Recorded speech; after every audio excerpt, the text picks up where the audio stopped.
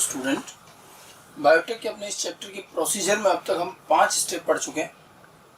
शुरुआत हमने वांछित जीन के पृथक्करण से की, वांछित जीन का पृथक्करण और वाहक का पृथक्करण। फिर हमने इन दोनों का पीसीआर से आवर्धन किया। तीसरे स्टेप में हमने दोनों को जोड़ के आरडीएनए बनाया, ठीक है। फिर आरडीएनए का होस्ट सेल में स्थानांतरण किया गया चौथी स्टेप में। और क्योंकि आरडीएनए सारी होस्ट सेल में नहीं जा पाता है, तो हमने 5वीं स्टेप में जो पुनर्योगज रिकॉम्बिनेंट होस्ट सेल है उनका मार्कर जीन की मदद से चयन और पृथक्करण किया। इतना हम पढ़ चुके हैं। अब जो हमारे पास में रिकॉम्बिनेंट होस्ट सेल प्राप्त हुई, जो हमने मार्कर जीन से अलग करी, ये वो कोशिकाएं हैं जिनमें हमारा वांछित जीन वाहक की मदद से पहुंच गया। लेकिन ये कोशिकाएं बहुत कम मात्रा में मिलती है, तो हमें इनकी मात्रा बढ़ानी पड़ेगी, इन कोशिकाओं की भी मात्रा बढ़ानी पड़ेगी। और देखिए, जीन स्थानांतरण करने का अपना कोई उद्देश्य होता है। मैक्सिमम केस में यही होता है कि हम किसी जीव के जीन को निकालकर एक ऐसी कोशिका या ऐसे जीव में स्थानांतरित करते हैं जिससे कि हम उसको वृहद स्तर पर उत्पादन करें और इतनी ज्यादा मात्रा में उत्पादन करें कि वह मानव कल्याण में काम आए, चाहे वो औषधि के रूप में काम आए, चाहे खाद्य उत्पाद हो, जो भी हो। तो हमेशा बायोटेक्नोलॉजी में आप जो भी कार्य करते हैं, अंततः वो उत्पाद वृहद स्तर, उद्योग स्तर पर जाकर उत्पादन करना होता है। उत्पादन टेक्नोलॉजी और बिल्कुल इंडस्ट्री की तरह, तब ये इतनी ज्यादा मात्रा में बनेगा कि हम सभी मानवों के लिए इसको उपलब्ध करा पाएंगे। तो हमारा प्रोसीजर का आखिरी पार्ट होता है कि जो ये रिकॉम्बिनेंट होस्ट सेल हमने प्राप्त की, अब हम इनकी मात्रा बढ़ाएं और इनसे उत्पाद भी बड़े वृहद स्तर पर प्राप्त करें। मतलब अब हम टेक्नोलॉजी को एक इंडस्ट्रियल लेवल पर ले जाना चाहते हैं, ठीक है। तो रिकॉम्बिनेंट होस्ट सेल मिलने के बाद हम सबसे पहले चीज क्या चेक करेंगे? सबसे पहले ये चेक किया जाता है कि हमारा वांछित जीन उस कोशिका में जाके प्रदर्शित हो रहा है या नहीं हो रहा है। अगर वो प्रदर्शित हो रहा है तो वो आरएनए बनाएगा, फिर उससे प्रोटीन बनेगा और वही प्रोटीन हमारा वांछित उत्पाद है। तो सबसे पहले तो इवन ये तो परखनली में जहाँ हमारे पास वो होस्ट सेल है जो हमने अलग करी, उसी में चेक कर लेंगे कि वो उत्पाद बना रहा है कि नहीं। आमतौर पर कोशिकाएं जो ये उत्पाद बनाती हैं, ये प्रोटीन जो बनाती है, उस कोशिका का खुद का जीन तो है नहीं, तो प्रोटीन बनता है और फिर कोशिका उसे अपने से बाहर निकाल देती है। मान लो बैक्टीरिया में जीन ट्रांसफर किया तो बैक्टीरिया उस जीन के उत्पाद को बाहर निकाल देता है, उसके काम का नहीं। तो जिस संवर्धन माध्यम में वो कोशिकाएं संवर्धित हो रही है, वहां हमें उस माध्यम में हमारे वांछित जीन का प्रोटीन उत्पाद मिलेगा। अगर वांछित जीन का प्रोटीन उत्पाद मिल रहा है, अर्थात हम उस कोशिका में हमारा जीन एक्सप्रेस हो रहा है, पहला काम तो ये करेंगे। और जब ये तय हो जाता है कि हाँ भाई एक्सप्रेशन हो रहा है, तो अब हम जो है इसे वृहद स्तर पर उत्पादन करने के बारे में सोचेंगे और उत्पादन तकनीक का सहारा लेंगे। प्रोडक्शन टेक्नोलॉजी की मदद से इसको वृहद स्तर पर एक उद्योग के स्तर तक ले जाएंगे। तो हमारी जो अगली और प्रोसीजर की आखिरी स्टेप है वो होती है वांछित जीन उत्पाद को वृहद स्तर पर प्राप्त करना, ठीक है। और इसमें वांछित जीन सबसे पहले तो क्या करेगा? वांछित जीन होस्ट सेल में स्वयं को प्रदर्शित करता है और वांछित उत्पाद बनाता है। ये वांछित उत्पाद रिकॉम्बिनेंट प्रोटीन भी कहलाता है, ठीक है। किंतु प्राप्त रिकॉम्बिनेंट होस्ट सेल अत्यधिक कम मात्रा में होती है, अतः वृहद स्तर पर संवर्धन द्वारा इनकी मात्रा बढ़ाई जाती है और इससे वांछित उत्पाद को भी वृहद स्तर पर प्राप्त किया जा सकता है। क्योंकि मात्रा कम है तो हम इनकी मात्रा बढ़ाएंगे, उत्पाद का स्तर बढ़ाएंगे, उत्पादन का स्तर बढ़ाएंगे। तो पहले तो हम ये चेक करते हैं कि वो जीन एक्सप्रेस हो रहा है कि नहीं हो रहा है। आगे बात समझ में।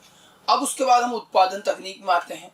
तो देखिए, उत्पादन तकनीक एक औद्योगिक प्रक्रिया है और कभी भी आप देखिए बड़े बड़े जो उद्योग लगे हैं जहाँ वृहद मात्रा में कोई भी चीज बन रही है, वो ऐसे ही नहीं लग जाते।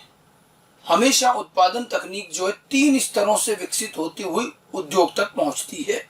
तो कोई भी उत्पादन तकनीक जो है वो 3 स्तरों पर कार्य करती है। वृहद स्तर उत्पादन तकनीक, प्रोडक्शन टेक्नोलॉजी का विकास 3 स्तरों पर होता है। ये 3 स्तर कौन कौन से हैं? प्रयोगशाला स्तर, लेबोरेटरी लेवल, उसके बाद पायलट प्लांट लेवल और फिर इंडस्ट्रियल लेवल। ये 3 स्तर होते हैं। एक्चुअली क्या देखो, कोई भी वैज्ञानिक कोई नई खोज करता है, कोई नई तकनीक बनाता है, तो वो लैब में बनाता है। हमेशा तकनीक का निर्माण, तकनीक का विकास, तकनीक की खोज लैब में होती है। वैज्ञानिक और टेक्नीशियन जो है वो लैब में काम कर रहे हैं। तो अभी तक जैसे हमने वांछित जीन निकाला, आरडीएनए बनाया, स्थानांतरण किया, उनका चयन पृथक्करण किया, ये सब काम हम लैब में कर रहे हैं। तो लैब में एक आधारभूत तकनीक बनाई जाती है। वहां उद्देश्य उत्पादन नहीं है वृहद स्तर पर, वहां उद्देश्य है कि हमारी टेक्नोलॉजी बन जाए, या यहाँ हम बात करें तो हमारा जीन स्थानांतरण हो जाए। तो हम काम पहले लैब में करते हैं और लैब में वांछित जीन निकालकर उससे स्थानांतरित कर देते हैं, और जब हमें लग जाता है कि हाँ स्थानांतरण हो गया और उत्पादन भी कर रही है कोशिका, तो हमारा लेबोरेटरी लेवल खत्म होता है। तो कोई भी टेक्नोलॉजी, ये सिर्फ बायोटेक की बात नहीं, हर टेक्नोलॉजी में यही चीज होती है कि नया खोज पहले तो लैब में ही होगी, अब उसे उस लैब से निकालकर सीधे बड़े उद्योग में नहीं ले जाते, कोई बड़ा उद्योग डायरेक्ट नहीं लगा देते। ये काम बड़ा ही रिस्की होता है, क्योंकि लैब में चीजें बहुत छोटे लेवल पर होती हैं, और एकदम से बहुत बड़े लेवल पर ले जाएंगे तो हो सकता है वो आपका उत्पादन और टेक्नोलॉजी ढंग से काम ही ना करे, और उद्योगों में काफी पैसा लगता है तो नुकसान भी काफी होगा।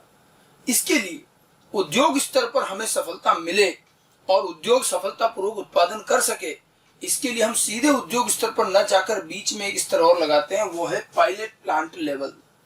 पायलट प्लांट स्तर जो है लैब से बड़ा और उद्योग से छोटा स्तर है, बीच का एक मिनी इंडस्ट्री कह सकते हैं। ठीक है, जैसे अभी हम परख नलियों में थोड़ा सा माध्यम ले रहे हैं 100-200 ml, उसी में ही जीन स्थानांतरण किया और सब कुछ काम किया। ठीक है, अब हम क्या करते हैं, पायलट प्लांट लेवल पर लैब से निकालकर टेक्नोलॉजी को थोड़े मध्य के बड़े स्तर पर उपयोग करके उत्पादन करके देखते हैं। फिर वहां जब सफल होती तो फिर और बड़े स्तर पर उद्योग लगाया जाता है। इससे उद्योग स्तर पर असफलता नगण्य रहती है, पहले सब चेक कर लेते हैं। ठीक है, तो प्रयोगशाला लेवल पर हमने जीन ट्रांसफर किया, सब कुछ हो गया मान लीजिए। अब हम क्या करेंगे, अब हमें मेन चीज ये चीज चेक करनी कि जीन तो स्थानांतरण हो गया, अब ये हमारा उत्पादन बढ़ेगा कैसे और कैसा उत्पादन होगा ये जांचना है। तो अब हम परख नलियों और कांच के उन सामान की बजाय स्टील के बने बने बड़े बड़े पात्र लेते हैं, जिन्हें बायो रिएक्टर कहते हैं। उनमें 100 ml से लेकर 1000 ml तक माध्यम भरा जाता है। परख नली में तो 100 ml होता है, यहाँ 100 लीटर होगा, 100 से 1000 लीटर। उसमें फिर हम अपनी उन कोशिकाओं को डाल करके वृद्धि कराते हैं। अब हम देखते हैं कि जो कोशिकाएं टेस्ट ट्यूब में वृद्धि कर पा रही थी और उत्पाद बना रही थी, क्या वो इतने बड़े माध्यम में उत्पाद बना पा रही कि नहीं बना पा रही है। उत्पाद बन रहा है तो किस गुणवत्ता का बन रहा है, उत्पाद कितना बन रहा है, उससे उसकी कीमत तय करेंगे, उसकी गुणवत्ता तय करेंगे और हर चीज चेक कर लेंगे। जो भी हमें लगता है कि उद्योग स्तर पर जो भी दिक्कतें आने वाली हैं, वो सब हमें पायलट प्लांट लेवल पर ही नजर आ जाएगी। और अगर हम यहाँ सब कुछ ढंग से उत्पादन कर पाए, अच्छी गुणवत्ता और कम कीमत में उत्पाद तैयार कर पाए, तो हमारा पायलट प्लांट स्तर सफल होता है और फिर हम इस तकनीक को उद्योग लगाने के लिए रिकमेंड करते हैं। और उसके बाद फिर और बड़े स्तर पर उद्योग लगता है। उद्योग में लगाने में कुछ भी नहीं है, पायलट प्लांट जो हमने बनाया उसी का आकार बढ़ा दो तो वो उद्योग हो जाता है। इस तरह से कोई भी टेक्नोलॉजी लैब में निर्मित होती है और उद्योग तक कैसे पहुंचती है उसका एक तरीका है, 3 स्तरों पर कार्य होता है। हमने जो अब तक कार्य, हम तीनों स्तर के बारे में थोड़ा सा अगर जाने तो हम सबसे पहले बात करें प्रयोगशाला स्तर की। तो ये हमारी तकनीक निर्माण का सबसे पहला फर्स्ट लेवल है, प्राथमिक स्तर है। ठीक है, और इस स्तर पर एक आधारभूत तकनीक का विकास किया जाता है, अर्थात खोज की जाती है, नई चीज बनाई जाती है। ठीक है, अर्थात अब जैसे हम अपनी तकनीक की बात करें तो यहाँ पर वांछित जीन का होस्ट सेल में स्थानांतरण किया जाता है। ये काम लैब लेवल पर होता है, काफी जटिल काम है ये भी। ठीक है, अब और देखिए इस स्तर पर कोशिकाओं का संवर्धन परख नली में अत्यधिक कम मात्रा में लिए गए माध्यम में किया जाता है। यहाँ केवल संवर्धन करना है, इसलिए टेस्ट ट्यूब के अंदर संवर्धन कर रहे हैं थोड़े से माध्यम। उद्देश्य यहाँ जीन स्थानांतरण है, उद्देश्य यहाँ वृहद स्तर उत्पादन नहीं। तो बहुत कम मात्रा में परख नलियों में सारा काम कर लिया जाता है। और जीन स्थानांतरण होने के बाद जब हमें लग जाता है कि हाँ बिल्कुल ठीक है, उत्पादन भी हो रहा है, तो हम फिर इसको पायलट प्लांट लेवल पर आगे रिकमेंड करते हैं कि भाई अब इसका उत्पादन बढ़ाओ और चेक करो। ठीक है, लेकिन जब हम पायलट प्लांट स्तर पर आगे देते हैं तो हमें ये भी बताना पड़ता है कि हमारी ये रिकॉम्बिनेंट होस्ट सेल संवर्धित कैसे होगी, वृद्धि कैसे करेगी। क्योंकि देखिए संवर्धन में हर कोशिका की अपनी अपनी आवश्यकताएं हैं, उनको अलग अलग प्रकार का माध्यम देना पड़ सकता है। किसी को क्या तापमान चाहिए, किसी को क्या, तो मतलब उनकी वृद्धि परिस्थितियां सही होनी चाहिए। क्योंकि हमारी जरा सी भी गलती से अगर वो होस्ट सेल मर गई तो सारा काम दोबारा करना पड़ेगा, तो ये बड़ा रिस्की काम है। तो लेबोरेटरी से पायलट प्लांट लेवल पर देने से पहले लैब लेवल पर ही हम ये भी जांच लेते हैं, पता कर लेते हैं कि हमारी ये कोशिकाएं किन परिस्थितियों में बहुत अच्छे से वृद्धि करेगी, इसको कितना तापमान चाहिए, कौन सा माध्यम चाहिए, कितनी ऑक्सीजन चाहिए और भी सारी चीजें। तो वृद्धि परिस्थितियां, संवर्धन में जो वृद्धि परिस्थितियां चाहिए अनुकूल, उनका निर्धारण भी कर लेंगे, ताकि जब हम पायलट प्लांट पर देंगे तो कोशिकाएं देने के साथ कहेंगे भैया इसको इस माध्यम में वृद्धि करवाना, इसके लिए तापमान इतना रखना और पीएच इतना रखना और ऑक्सीजन इतनी रखना, तो ये वृद्धि करेगी, तब उत्पादन होगा। तो वृद्धि परिस्थितियां में लैब लेवल पर ही चेक की जाएगी। तो इस स्तर पर रिकॉम्बिनेंट होस्ट सेल के सुचारू संवर्धन के लिए आवश्यक सारी वृद्धि परिस्थितियां भी तय की जाती हैं, जैसे कि माध्यम कौन सा लेना है, माध्यम का प्रकार, तापमान कितना रखना है, उपयुक्त पीएच कौन सी है, ऑक्सीजन की मात्रा कितनी होनी चाहिए। ऐसे तमाम जितने भी वृद्धि के लिए जरूरी कारक हैं वो कौन कौन से और कितने चाहिएंगे, उनका निर्धारण भी लैब लेवल पर ही होगा। तो लेबोरेटरी लेवल पर काफी सारा काम है, तकनीक यही बनती है। अगर हम जीन स्थानांतरण की तकनीक की बात कर रहे हैं तो वांछित जीन को निकालना, आरडीएनए बनाना, उसका स्थानांतरण करना, उनका चयन, पृथक्करण, सब कुछ यही होगा। और बाद में उन कोशिकाओं के उपयुक्त संवर्धन और अच्छे संवर्धन के लिए क्या क्या चाहिए वो भी तय करना। ये सब होने के बाद फिर हम इसको पायलट प्लांट लेवल पे देते हैं। अब पायलट प्लांट और उद्योग लेवल पर जीन स्थानांतरण नहीं होना है, वहां उत्पादन बढ़ाने के उद्देश्य से काम होगा। ठीक है, अगला लेवल जो आता है हमारा नेक्स्ट लेवल आता है pilot plant level. Pilot plant level में क्या किया जाता है, कोशिकाओं का संवर्धन स्टील के बने बड़े बड़े पात्रों में किया जाएगा। अब वो कांच के परख नलियां वगैरह हटा दी जाएंगी और बड़े पात्र लिए जाते हैं, धातु के, स्टील के, मेटल के बने हुए पात्र होते हैं, उनमें करते हैं। ठीक है, जिनमें काफी सारा माध्यम लिया जाता है। इन पात्रों को हम बायोरिएक्टर कहते हैं। अब परख नली की जगह बड़े बड़े पात्र बायोरिएक्टर, स्टील के बने हुए बायोरिएक्टर लिए जाते हैं। ठीक है, इनमें संवर्धन करते हैं। अब कई बार क्या होता है, देखिए कोशिकाएं टेस्ट ट्यूब में कम मात्रा में तो संवर्धन हो रही, लेकिन मात्रा बढ़ाने के बाद दिक्कतें आती है, संवर्धन ढंग से नहीं हो रहा, तो आपको माध्यम वगैरह में जो हमने परिस्थितियां लैब में तय की थी उनमें परिवर्तन करना पड़ सकता है। कि माध्यम थोड़ा बहुत कम ज्यादा करना पड़ सकता है, उसमें कई पोषक तत्व मिलाने पड़ जाते हैं, तापमान ऊंचा नीचा करना पड़ सकता है, पीएच सेट करनी पड़ेगी और भी कई चीजें। तो हम यहाँ बायोरिएक्टर में अगर वृद्धि अच्छे से हो रही है तो बहुत बढ़िया, नहीं हो रही है तो कौन से तापमान, कौन से कारक से दिक्कत आ रही है, उस कारक को कम ज्यादा करके हम इनको वृद्धि करवाएंगे। तो पहले तो उपयुक्त वृद्धि हो ये कोशिश की जाएगी। जब अच्छे से कोशिकाओं का संवर्धन बड़े बड़े पात्रों में होने लग गया तो अब हम देखेंगे कि उत्पाद बन रहा है कि नहीं बन रहा। भाई वो जीन प्रदर्शित होकर उत्पाद मिलेगा। अगर वो प्रोटीन उत्पाद बन रहा है तो फिर दो काम किए जाएंगे, उत्पाद कितनी मात्रा में बन रहा है और हमने क्या क्या चीजें लगाई, उस हिसाब से उत्पाद की कीमत क्या आएगी, उसका कॉस्ट कैलकुलेशन होगा। साथ में वो उत्पाद जो बना उसकी गुणवत्ता चेक की जाएगी, पता चला वो क्वालिटी वाइज अच्छा नहीं है तो भी उत्पादन का कोई फायदा नहीं है। कभी क्वालिटी वाइज अच्छा है लेकिन मात्रा बहुत कम बन रही है तो उत्पाद की कीमत बहुत ज्यादा आएगी तो भी बेकार है। तो ये सारी चीजें यही चेक की जाएंगी ताकि उद्योग स्तर पर ये सब चीजें करनी न पड़े। तो पायलट प्लांट लेवल पर ही उत्पाद की कीमत और उत्पाद की गुणवत्ता दोनों का निर्धारण भी किया जाता है, ये पूछ भी लिया जाता है। तो पायलट प्लांट एक बड़ा ही इंपॉर्टेंट लेवल हो गया। लेबोरेटरी लेवल तो इंपॉर्टेंट है ही, वहां तो तकनीक बना रहे हैं। पायलट प्लांट इसलिए इंपॉर्टेंट है कि यही तय करेगा कि उद्योग लग पाएगा कि नहीं लग पाएगा। जब यहाँ सारी चीजें बिल्कुल ठीक होती हैं तो फिर उद्योग स्तर के लिए इसको रिकमेंड करते हैं। तो अगला हमारा जो लेवल आता है इंडस्ट्रियल लेवल। इंडस्ट्रियल लेवल पर कोई बड़ा काम नहीं करना है, केवल पायलट प्लांट जो हमने बायोरिएक्टर वगैरह लिया है बस उसका आकार बढ़ा लो। मान लो 100 लीटर का बायोरिएक्टर लिया है तो 1000 लीटर का ले लो। पायलट प्लांट में अगर 1000 लीटर का लिया है तो वहां और बड़ा ले लो, 10,000 लीटर ले लो। तो बड़े बड़े आकार के बायोरिएक्टर में पायलट प्लांट का आकार बढ़ा देते हैं तो वो एक उद्योग हो जाता है। फिर वहां स्थायी रूप से उत्पादन होने लग जाता है और वो एक इंडस्ट्री, एक फैक्ट्री की तरह काम करता है। तो इंडस्ट्रियल लेवल पर कोशिकाओं का संवर्धन अत्यधिक बड़े आकार के बायोरिएक्टर में किया जाए और बड़े बायोरिएक्टर लिए जाएंगे एवं एक स्थायी उत्पादन इकाई जिसको कि हम इंडस्ट्री या उद्योग कहते हैं उसकी स्थापना कर दी जाती है। ठीक है, तो इस तरह से कुल मिलाकर के हम 3 लेवल के बाद तीसरे लेवल पर आकर इंडस्ट्री में पहुंचते हैं और इंडस्ट्री में फिर लगातार उत्पादन होने लग जाता है। तो ऐसा नहीं है कि लैब में हमने काम किया और तुरंत उद्योग लगा दिया। लेबोरेटरी लेवल से हमारी कोशिकाओं और तकनीक को निकालकर पायलट प्लांट से होते हुए उद्योग तक लाना एक लंबी ग्रेजुअल प्रक्रिया है। कई बार टेक्नोलॉजी पायलट प्लांट लेवल पर ढंग से रिस्पॉन्स नहीं करती तो हम इसे वापस लैब में भेज देते हैं, उद्योग नहीं लग पाता। ये सब चीज़ें जांचना जरूरी ताकि हमारे अननेसेसरी के नुकसान ना हो। ठीक है, आप देखिए लेबोरेटरी पर जो काम है वो तो मैंने आपको बता ही दिया था, पहले हम पढ़ते ही आ रहे हैं।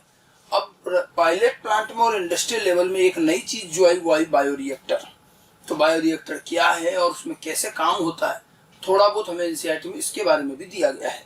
तो हम थोड़ा सा बायोरिएक्टर को और समझ लेते हैं। तो बायोरिएक्टर दरअसल एक पात्र है, संवर्धन करने का एक पात्र है। बायोरिएक्टर धातु के बने हुए, स्टील के बने हुए बड़े बड़े पात्र हैं जो जिनमें वृहद स्तर पर संवर्धन करने में काम आते हैं। जो वृहद स्तर पर संवर्धन किया करने में काम आते हैं ये बड़े बड़े पात्र बायोरिएक्टर कहलाते हैं। ठीक है, इनमें संवर्धन माध्यम लेने की क्षमता 100 से 1000 लीटर या इससे भी अधिक हो सकती है। ये काफी बड़े बड़े पात्र हैं, स्टील के बने हुए, और आजकल तो बहुत अच्छे से वैज्ञानिक रूप से इनको बनाया जाता है, डिजिटलाइज्ड होते हैं और इनमें काफी सारा माध्यम भी ले सकते हैं हम 100 लीटर 1000 लीटर से। और हर चीज आजकल इसमें इलेक्ट्रॉनिक डिस्प्ले में आती है। मतलब पात्र में हमने माध्यम ले लिया, कोशिकाएं डाल के बंद कर दिया उसको, अब हमें बाहर दिखता रहता है कि अंदर माध्यम की पीएच कितनी चल रही है, अंदर का तापमान कितना चल रहा है, ऑक्सीजन का स्तर क्या है, ये सब चीज हमें बाहर उसकी वैल्यू दिखती रहती है। इससे फायदा ये कि अगर हमें लग रहा है ऑक्सीजन कम होती जा रही है तो हम ऑक्सीजन बढ़ा सकते हैं, उसमें पीएच डिस्टर्ब हो रही है तो सही कर सकते हैं, तापमान सही करना है तो वो कर सकते हैं। तो हम इन वृद्धि परिस्थितियों के जो कारक हैं इनको कम ज्यादा कर सकते हैं। ये सुविधा हमें परख नली में नहीं मिलती। लेकिन ये बड़े बड़े पात्र न केवल बड़े स्तर पर उत्पादन कर रहे हैं बल्कि इनके अंदर विभिन्न प्रकार के वृद्धि कारकों को निर्धारित करने की भी सुविधा है, उनको कम ज्यादा करने की भी सुविधा है। और इसीलिए जो संवर्धन इनमें हो सकता है बेहतर तरीके से, वैसा परख नली में नहीं हो सकता। तो इनको वृहद स्तर उत्पादन के उद्देश्य से ही बनाया गया है। तो काफी अच्छी मात्रा में माध्यम लेते हैं। इसके अलावा ये विशिष्ट रूप से विकसित किए जाते हैं जो संवर्धन के लिए आवश्यक सारी वृद्धि परिस्थितियां प्रदान करते हैं। तो जितनी जरूरी ग्रोथ है, कंडीशन है, उन सबको भी ये प्रदान कर सकते हैं। आवश्यकता अनुसार इन परिस्थितियों को हम कम ज्यादा भी कर सकते हैं ताकि हमारा उत्पादन और वृद्धि अच्छे से हो। ठीक है, बायोरिएक्टर देखिए किस तरह से काम करता है। बायोरिएक्टर जैसे हम नॉर्मली जो एक उत्तक संवर्धन का कार्य करते हैं वैसे ही कार्य करता है। बायोरिएक्टर में 2 प्रकार का वृद्धि तंत्र होता है, मतलब कोशिकाओं की वृद्धि 2 प्रकार के तंत्र में की जा सकती है। 2 प्रकार का वृद्धि तंत्र, एक होता है सपोर्ट ग्रोथ सिस्टम और दूसरा होता है सस्पेंडेड ग्रोथ सिस्टम।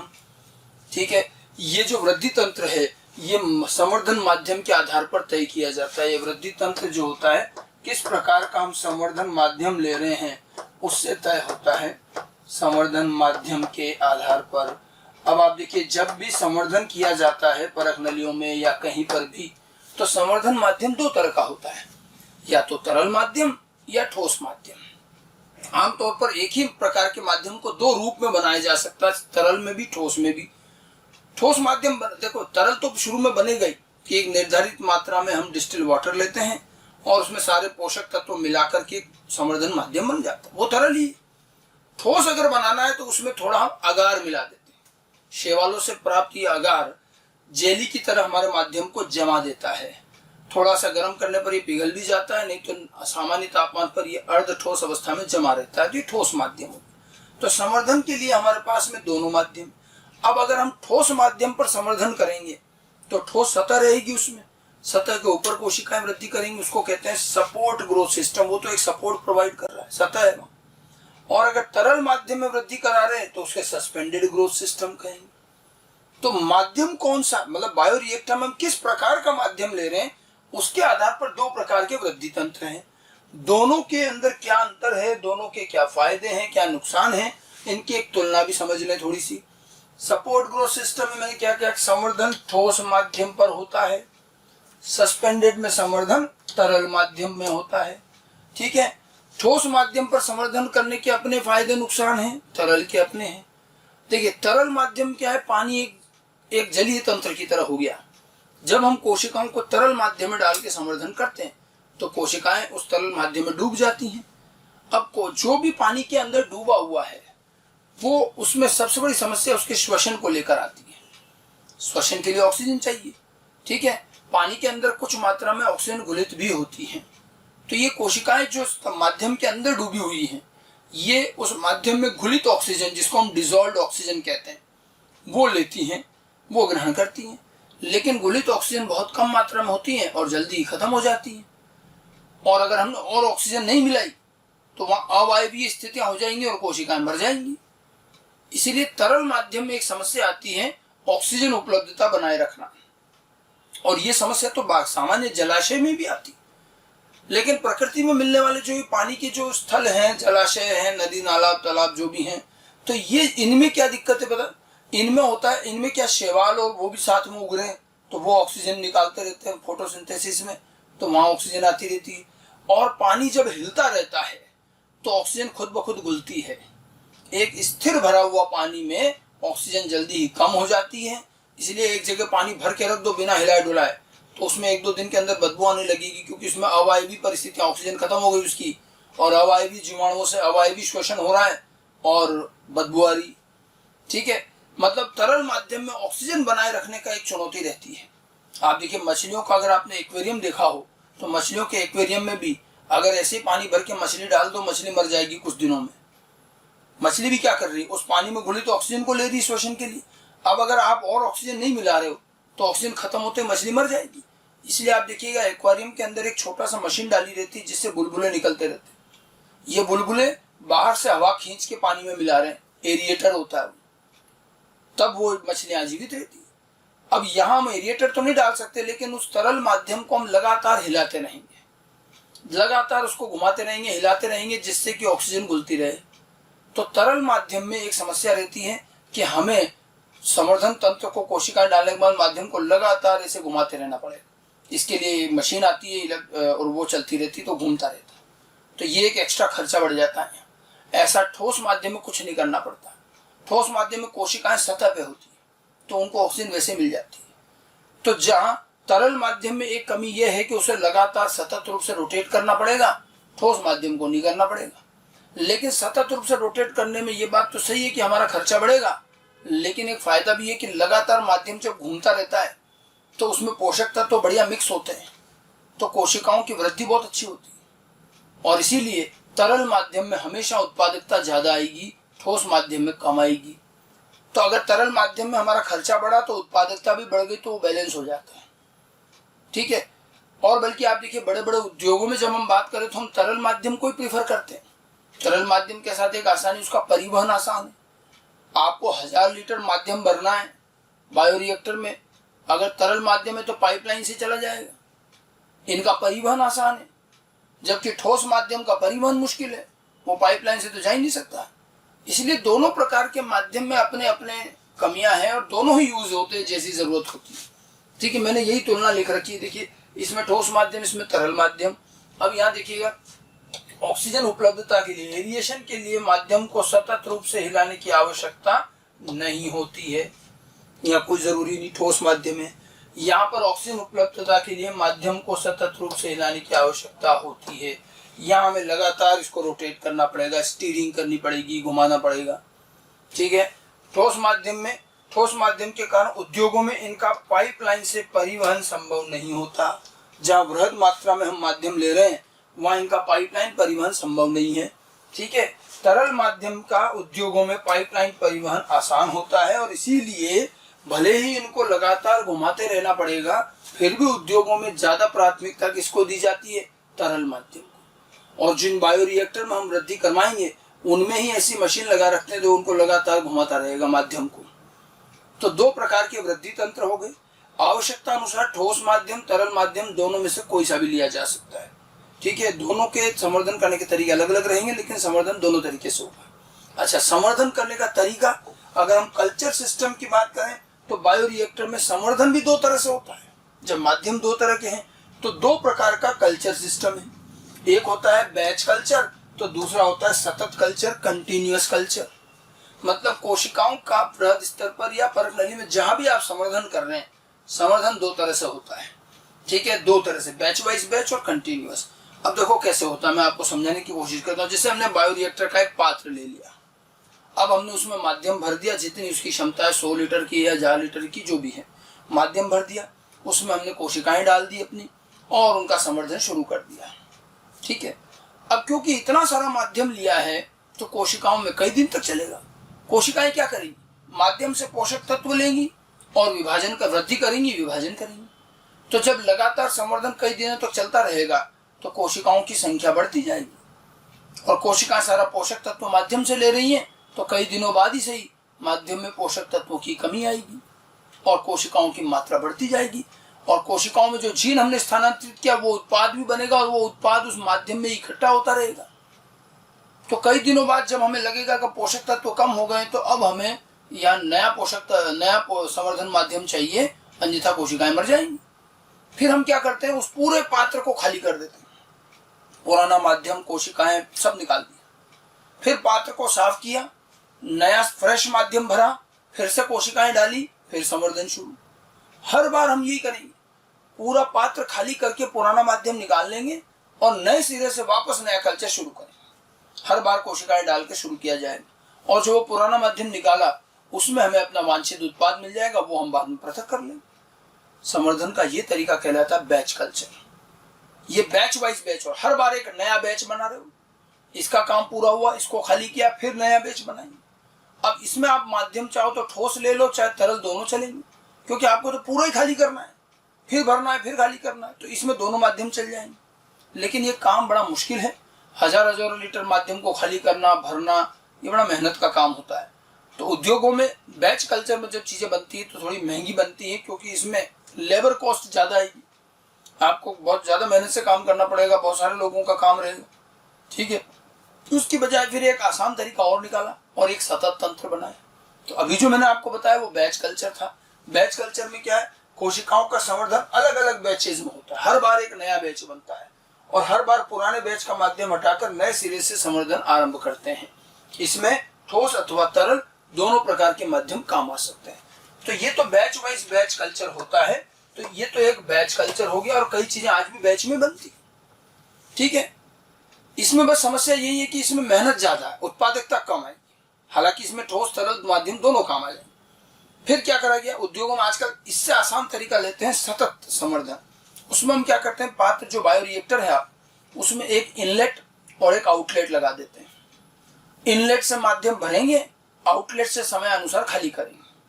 तो इनलेट से माध्यम भर दिया, कोशिकाएं डाल दी और संवर्धन होने रख दिया, तो कई दिन तो वैसे भी चलेगा, इतना सारा माध्यम है।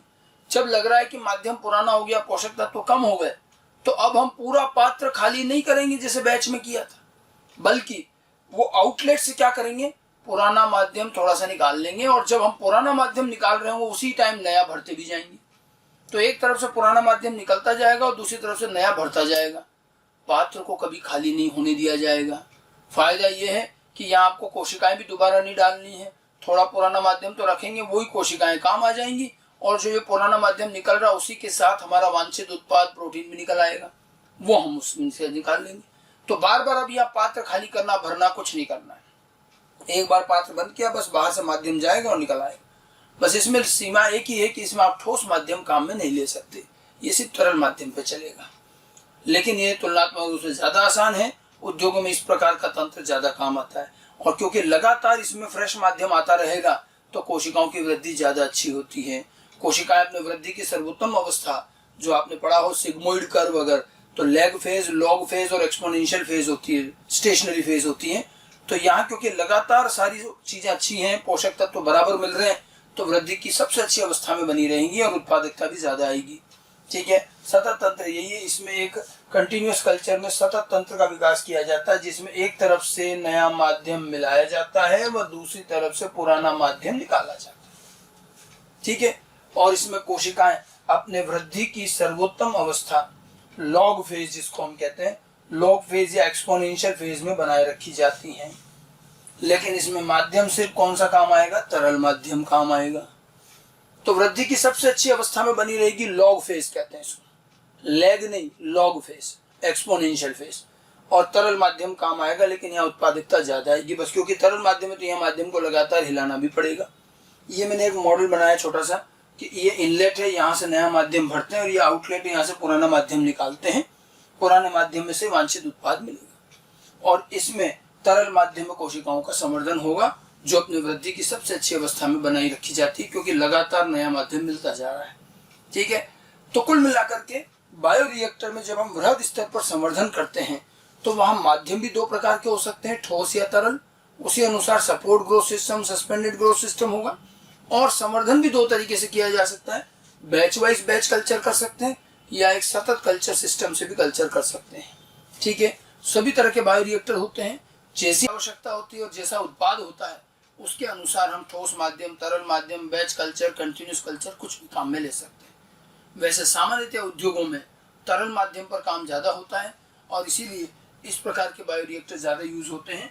अगर हम कॉमन बात करें तो सामान्यतः स्टीयरिंग प्रकार के, यानी कि इसको कहते हैं विलोडन प्रकार के बायोरिएक्टर ज़्यादा उपयोग किए जाते हैं उद्योगों में। और ये स्टीयरिंग का मतलब क्या होता है, जिसमें माध्यम को लगातार गोल गोल घुमाने की सुविधा हो, विलोडन। और ये भी दो प्रकार के होते हैं, एक होते हैं सिंपल स्टीर्ड टैंक टाइप सरल विलोडन प्रकार, और दूसरा है स्पार्स्ड स्टीर्ड टैंक टाइप दंड विलोडन प्रकार। ठीक है, दो प्रकार के हैं, सरल, सिंपल और स्पार्स्ड, दो प्रकार के बायोरिएक्टर हैं। आपको इन दोनों बायोरिएक्टर के फोटोग्राफ, इनके डायग्राम एनसीईआरटी में दिए हैं, वो कई बार ऑब्जेक्टिव में साथ साथ पूछ लिए जाते हैं। ठीक है, तो आपको ये बायोरिएक्टर के डायग्राम एनसीईआरटी से देखने हैं और वहीं से उसको पहचानना भी है। इनके बारे में ज़्यादा डिटेल में जाने की ज़रूरत नहीं है। हाँ, ये है कि ये बायोरिएक्टर स्टीयरिंग प्रकार के हैं, मतलब इसमें तरल माध्यम काम आएगा। और ये भी दो प्रकार के, इन दोनों में अंतर क्या वो हम डायग्राम देखकर ही देख सकते हैं। तो ये हमारा बायोरिएक्टर क्या है और किस प्रकार के हैं। पायलट प्लांट में ये थोड़े छोटे आकार के बायोरिएक्टर होते हैं और उद्योगों में यही बड़े आकार के बायोरिएक्टर होंगे। और जब बायोरिएक्टर में कोशिकाओं का संवर्धन होगा तो न केवल हमारी कोशिकाओं की मात्रा बढ़ेगी, बल्कि जो जीन हमने स्थानांतरित किया उसका वांछित उत्पाद, वो प्रोटीन भी हमें अच्छी खासी मात्रा में मिलेगा। और जब हम बायोरिएक्टर में उद्योग स्तर पर, वृहद स्तर पर उत्पादन करने लग जाते हैं, वहीं आकर हमारी बायोटेक्नोलॉजी की टेक्निक समाप्त होती है कि भाई उत्पाद बन गया, हमने उत्पाद बनाने में सफलता प्राप्त कर ली, और वो भी बड़े स्तर, उद्योग स्तर पर। बायोरिएक्टर किस तरह के हैं, जरा हम इस स्टेप को एनसीईआरटी में भी देख लें। तो एनसीईआरटी के अंदर आपको ये स्टेप चैप्टर के बिल्कुल लास्ट में जाकर मिलेगी, जहाँ चैप्टर की समाप्ति हो रही है। ठीक है, ये हमने पेज नंबर 222 पीसीआर तक पढ़ाई था। ये पेज आपकी स्टेप नंबर 3 थी, फिर स्टेप नंबर 4 और 5 वाहक के अंदर बताई गई थी, और फिर ये पेज संख्या 223 पर ये तो लिख रखा वो पुनर्योगश डीएनओ का पर कोशिका में निवेशन, ये तो वो स्थानांतरण वाली बात है। अब उसके बाद में ये देखिए, ये लास्ट बाहरी जीन उत्पाद को प्राप्त करना। तो वृहद स्तर पर हम अपने जीन के उत्पाद को कैसे प्राप्त करेंगे, ये पैराग्राफ लिखे हुए हैं। इसमें आराम से आप पढ़ सकते हो कि पुनर्योगश डीएनए पहले अभिव्यक्त होगा और फिर प्रोटीन बनाएगा, फिर हम इसको वृहद स्तर पर बनाएंगे। ठीक है, और इसके लिए हम उसमें बायोरिएक्टर में इनको वृद्धि कराएंगे। बायोरिएक्टर के बारे में लिख रखा है, जिसका आयतन 100 से 1000 लीटर। ये बिल्कुल 2-3 पैराग्राफ है, आप इसको पढ़ सकते हैं। फिर आप अगले पेज पर आएंगे, पेज संख्या 224 पर, तो उसमें भी वही बायोरिएक्टर के बारे में बता रखा है, और ये दो प्रकार के बायोरिएक्टर का फोटोग्राफ भी दे रखा है आपको। ये पहला वाला है सरल विलोडन होज बायोरिएक्टर, और ये है दंड विलोडन होज बायोरिएक्टर। दो प्रकार के हैं। पहला जो हमने कहा था सरल विलोडन प्रकार, आप देखिए इसको अगर ध्यान से देखें तो बिल्कुल एक बेलनाकार सा सिलेंडर जैसा स्ट्रक्चर है। ध्यान से देखिए, अपने बुक में भी देख सकते हैं। इसमें बीचों बीच में एक रॉड लगी हुई है और बाहर एक मोटर से जुड़ी हुई है। ठीक है, और इस रॉड पर इस तरह से बेल्ट, ये इसके स्ट्रिप्स लगी हुई हैं। तो ये अब लगातार घूमता है। ठीक है, तो ये जो घूमता है तो इसकी ब्लेड भी घूमती है। तो ये अंदर जो माध्यम होता है उसको लगातार घुमाया जाता है, चपटे फलक वाला प्रेरक ये घुमाता रहता है इसको। ठीक है, जब माध्यम को लगातार घुमाते हैं तो झाग भी बनते हैं। तो ऊपर वाला ये फैन तोड़ने वाला लिखा है, फैन नहीं है, ये फॉर्म है। अंग्रेजी में फॉर्म कहते हैं झाग। ठीक है, हिंदी में सही नहीं लिखा है। ठीक है, इसके अलावा इसमें वाष्प मतलब स्टरलाइजेशन के लिए, पीएच तय करने के लिए, तापमान तय करने के लिए बहुत सारी जगह रहती है जहाँ से हम उसको नियंत्रित कर सकते हैं। ठीक है, और जीवाणु रहित हवा भी एरिएशन के लिए हवा भी भेजनी पड़ती है। माध्यम को भरना और निकालना सबकी व्यवस्था होती है। थोड़ी बहुत चीज़ें इसमें दिखा रखी है। सामान्य सा एक सिलेंडर जैसा है बायोरिएक्टर, इसमें तरल माध्यम लेते हैं, उसको धीरे धीरे लगातार घुमाते रहते हैं। आवश्यकता अनुसार पीएच, तापमान, ऑक्सीजन, इन सबको भी हम आवश्यकता अनुसार कम ज़्यादा करके बदल सकते हैं। तो ये तो है सरल विलोडन प्रकार का बायोरिएक्टर, सिंपल टाइप। अब ये एक और इसका केवल आउटलाइन डायग्राम दिया है और ये है डन-विलोडेन, इसको कहते हैं स्पार्स्ड स्टीर्ड टैंक टाइप। इसमें तो केवल माध्यम भरा, उसको हम धीरे धीरे हिला रहे हैं, घुमाते जा रहे हैं।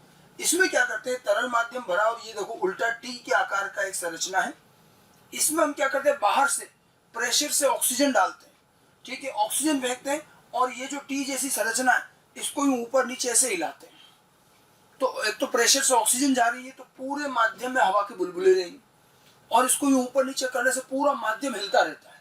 तो ये यूं घुमाने की बजाय इसको इस तरह से हिलाया जाता है, इसको स्पार्जिंग कहते हैं। जैसे अपन स्ट्रॉ से कोल्ड ड्रिंक पी रहे हैं और हमारे कई बार मन करता है तो हम उस स्ट्रॉ से वापस फूंक मारते हैं, तो वापस फूंक मारते तो क्या होता है, उस कोल्ड ड्रिंक के अंदर बुलबुले होते हैं, वो बिल्कुल गुड़गुड़ होता है, ठीक है।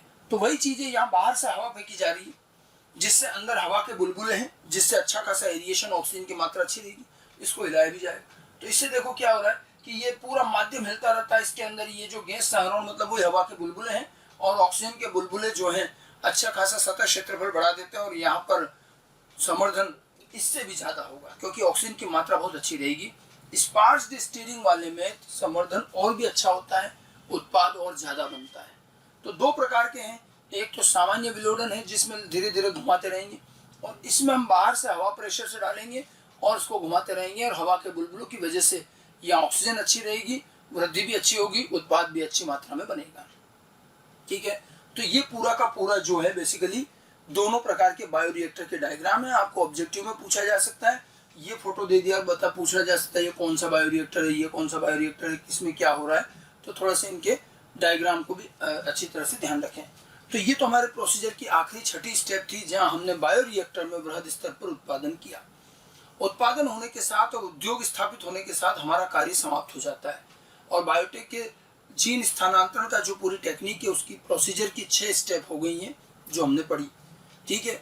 लेकिन देखिए हमारा उत्पादन का काम तो हो गया, लेकिन अभी भी काम काफी बचा है। हमने उत्पादन करवा दिया उद्योग में बड़े बायोरिएक्टर में, लेकिन ये उत्पाद अभी कहाँ है और क्या ये उपयोग करने लायक है? आप देखेंगे नहीं, ये उत्पाद बन गया लेकिन उत्पाद तो बायोरिएक्टर के अंदर पड़ा है, उस माध्यम के अंदर मिक्स, और ऐसी स्थिति में तो उस उत्पाद को उपयोग नहीं कर सकते। तो उत्पादन के बाद और उस उत्पाद को लोग उपयोग करें तब तक बाद का बहुत बड़ा हिस्सा और बचा रहता है। हमें एनसीईआरटी में भी लास्ट में ये अनुप्रवाह संसाधन का ये एक पैराग्राफ दे रखा है, ठीक है। इसको हम थोड़ा सा बाद में और समझ लें कि ऐसा नहीं है कि उत्पादन होने के बाद सारा कार्य समाप्त हो गया। हम देखते हैं कि यहाँ पर आखिरी में क्या बचता है, एक और काम रहता है अनुप्रवाह संसाधन, डाउनस्ट्रीम प्रोसेसिंग, ठीक है। डाउनस्ट्रीम प्रोसेसिंग यूँ समझिए कि जब उद्योगों में उत्पादन हो गया, बायोरिएक्टर में बन गया और वो हमने निकाल भी लिया, तो अभी वो उत्पाद जो है माध्यम के साथ मिक्स पड़ा हुआ है और उस उत्पाद को वहाँ से पृथक करके उसके उपयोग करने लायक अवस्था तक बदलने का ये सारा कार्य डाउनस्ट्रीम प्रोसेसिंग कहलाता है। और ये भी काफ़ी बड़ा कार्य होता है। उद्योगों में बहुत सारा काम बाद में बचता है। मतलब एक बड़े औद्योगिक प्रोजेक्ट में हमेशा दो भाग होते हैं, एक अपस्ट्रीम और एक डाउनस्ट्रीम। अपस्ट्रीम जो होता है वो तकनीक निर्माण से संबंधित है। आपने जो प्रयोगशाला में जीन स्थानांतरण करा, कोशिकाएं तैयार करी और लैब लेवल तक पायलट प्लांट से होते हुए इंडस्ट्री तक आ गए, ये जो आपने काम किया था उत्पादन से पहले का ये आधारभूत कार्य क्या कहलाता है, अपस्ट्रीम। और ये एक ही बार करना पड़ता है, एक बार उद्योग लग गया आपका काम खत्म।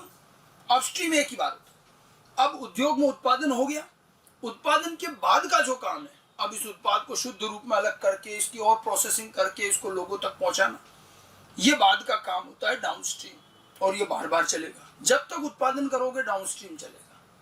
तो उद्योग में दो चीजें हैं, अपस्ट्रीम डाउनस्ट्रीम। उत्पादन से पहले का काम अपस्ट्रीम जो सामान्यतः एक ही बार होता है, उत्पादन के बाद का काम होता है डाउनस्ट्रीम जो बार बार किया जाएगा। समझ में आ रही बात? तो डाउनस्ट्रीम प्रोसेसिंग होती है जो उत्पाद के संश्लेषण के बाद आरंभ होती है। बायोरिएक्टर में जो निर्मित उत्पाद है ये कई प्रक्रियाओं से गुजारा जाता है और तब जाकर ये उपयोग करने लायक उत्पाद में कन्वर्ट होता है। और इन समस्त प्रक्रियाओं को संयुक्त रूप से हम क्या कहते हैं, डाउनस्ट्रीम प्रोसेसिंग, अनुप्रवाह संसाधन। तो ये डाउनस्ट्रीम प्रोसेसिंग हमेशा हर उद्योग में रहती है, क्योंकि उत्पाद जो बना वो तो एक तरह से रॉ मटेरियल हो सकता है। मान लीजिए आप कोई औषधि बना रहे हैं, कोई खाद्य पदार्थ बना रहे हैं, तो बहुत सारा काम रहेगा। आप पहले तो उस उत्पाद को शुद्ध रूप में अलग करें, तो उसका प्योरिफिकेशन, फिल्ट्रेशन, शुद्धिकरण सब आएगा। फिर उसके बाद आप कितना बढ़िया शुद्ध रूप में अलग कर पाते, उसी से उसकी ग्रेड डिसाइड होगी। फिर इस उत्पाद में कई और चीजें मिलानी पड़ती हैं, जैसे दवाई है तो उसका पूरा फार्मूला होता है, तो उसमें कई और चीजें मिलाते हैं। खाद्य पदार्थ है तो उसमें उसके हिसाब से चीजें मिलाएंगे। परिरक्षक मिलाते हैं ताकि ये खराब ना हो, प्रिजर्वेटिव। फिर रंग, गंध और स्वाद, इसके लिए कई चीजें मिलाते हैं, तो ये चीजें एक्स्ट्रा मिलाई जाती हैं और पूरा प्रोसेस फॉलो करा जाता है, तब जाकर उत्पाद तैयार होता है। उत्पाद का फॉर्म डिसाइड होता है। मान लो औषधि है तो किस रूप में जाएगी, कैप्सूल बनेगी, टैबलेट बनेगी, सिरप बनेगी, पाउडर रहेगा, क्या है, ठीक है। खाद्य पदार्थ है तो उसके हिसाब से उसका फॉर्म डिसाइड होगा। फिर इसका गुणवत्ता परीक्षण होगा, इसकी क्वालिटी टेस्टिंग होगी, ठीक है। औषधि है तो क्लिनिकल ट्रायल होते हैं, ठीक है। औषधियों में कभी भी कोई औषधि बनाती नहीं आ जाती। जैसे साहब हम अभी कोविड के लिए वैक्सीन बना रहे तो पूरी टेस्टिंग चल रही कि नहीं चल रही, तो टेस्टिंग होती पहले बंदरों पर, चूहों पर, इन पर होती है, फिर मानव पर ट्रायल होता है, क्लिनिकल ट्रायल कहते हैं इसको, तब जाकर के फिर औषधि हमारे उपयोग करने लायक तैयार होती है, ठीक है। तो हर उत्पाद का अपना अपना तरीका है इसको पूरा विकसित करने का। कुछ जैसे तरीके दिखा रखे हैं कि उत्पाद का पृथक्करण व शुद्धिकरण किया जाएगा, ये तो सब में ही करना है। फिर परिरक्षक, स्वाद कारक, गंध कारक, रंग कारक आदि का मिलाया जाना, कई चीजें और मिलानी पड़ती है, तब जाकर चीज पूरी तैयार होती है। गुणवत्ता नियंत्रण परीक्षण, क्वालिटी कंट्रोल टेस्टिंग होगी, वो भी करनी पड़ेगी, ठीक है। क्लिनिकल ट्रायल औषधियों के लिए, अगर औषधि बना रहे हैं तो क्लिनिकल ट्रायल भी होगा, और भी सारी चीजें। फिर उत्पाद के मार्केटिंग, एडवर्टीजमेंट और अंततः उत्पाद बाजार में आएगा, लोगों तक पहुंचेगा। ये सारा काम उत्पादन होने के बाद से लेकर लोगों तक पहुंचने का ये सारा काम क्या कहलाता है, डाउनस्ट्रीम प्रोसेसिंग। तो ये डाउनस्ट्रीम प्रोसेसिंग काफी लंबा काम है उद्योगों में, जो उत्पादन के बाद होता है और तब जाकर वो उत्पाद हमें मिल पाता है। तो इसका भी एक ब्रीफ आइडिया होना चाहिए, ज्यादा डिटेल तो नहीं है, लेकिन हाँ ये पता होना चाहिए कि उत्पादन तो हमने बायोरिएक्टर में करा लिया, उसके बाद क्या होता है, उसके बाद बहुत सारा प्रोसेस है, तब जाकर के ये हमें उपयोग करने लायक अवस्था में मिलता है।